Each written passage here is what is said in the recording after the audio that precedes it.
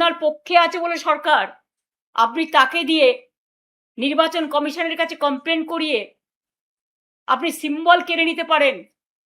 যদিও আমরা জানি সিম্বল আপনার পক্ষে যাবে না, কিন্তু ধরে নিলাম যদি ভ্যানিশ কুমার বাবু আমাদের পার্টিকে ফিনিশ করার জন্য ইলেকশনটাও করেছেন, যদি সিম্বল দিয়েও দেয় তাতে কি যায় আসে?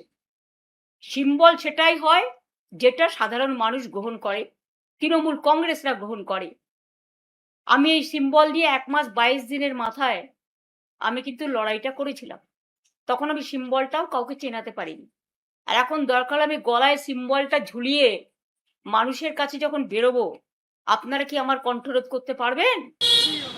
গণেশ কুমারজি তার ব্যাপারে এরকম কুরুচিকর শব্দ প্রয়োগ করা, তার নাম বিকৃত করে বলা, আমার মনে হয় এটা সংবিধানের পজিশনে থাকা একজন ব্যক্তির অপমান।